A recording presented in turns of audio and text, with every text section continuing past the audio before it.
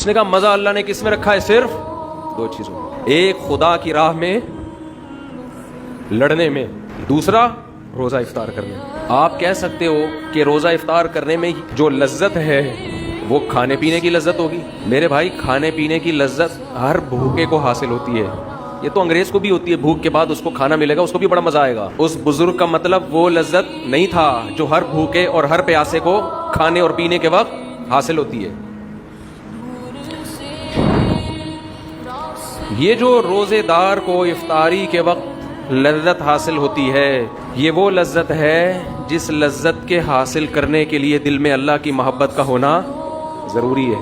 تو افطار کی لذت میں صرف بھوک ختم کرنے کی لذت نہیں ہے، اصل لذت یہ ہے کہ جس خدا کے لیے صبح سے شام تک قربانی دی، وہ خدا ہماری اس افطاری پر بھی ہم سے خوش ہو رہا ہے، وہ ہمیں کھاتا دیکھ کے خوش ہو رہا ہے۔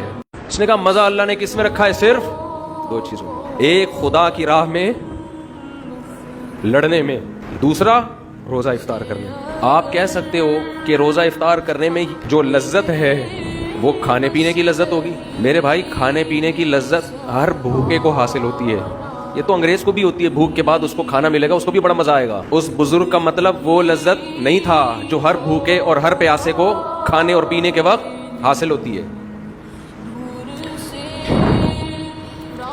یہ جو روزے دار کو افطاری کے وقت لذت حاصل ہوتی ہے، یہ وہ لذت ہے جس لذت کے حاصل کرنے کے لیے دل میں اللہ کی محبت کا ہونا ضروری ہے۔ تو افطار کی لذت میں صرف بھوک ختم کرنے کی لذت نہیں ہے، اصل لذت یہ ہے کہ جس خدا کے لیے صبح سے شام تک قربانی دی، وہ خدا ہماری اس افطاری پر بھی ہم سے خوش ہو رہا ہے، وہ ہمیں کھاتا دیکھ کے خوش ہو رہا ہے۔ اس نے کہا مزہ اللہ نے کس میں رکھا ہے؟ صرف دو چیزوں میں، ایک خدا کی راہ میں لڑنے میں، دوسرا روزہ افطار کرنے میں۔ آپ کہہ سکتے ہو کہ روزہ افطار کرنے میں جو لذت ہے وہ کھانے پینے کی لذت ہوگی۔ میرے بھائی، کھانے پینے کی لذت ہر بھوکے کو حاصل ہوتی ہے۔ یہ تو انگریز کو بھی ہوتی ہے، بھوک کے بعد اس کو کھانا ملے گا، اس کو بھی بڑا مزہ آئے گا۔ اس بزرگ کا مطلب وہ لذت نہیں تھا جو ہر بھوکے اور ہر پیاسے کو کھانے اور پینے کے وقت حاصل ہوتی ہے۔ یہ جو روزے دار کو افطاری کے وقت لذت حاصل ہوتی ہے، یہ وہ لذت ہے جس لذت کے حاصل کرنے کے لیے دل میں اللہ کی محبت کا ہونا ضروری ہے۔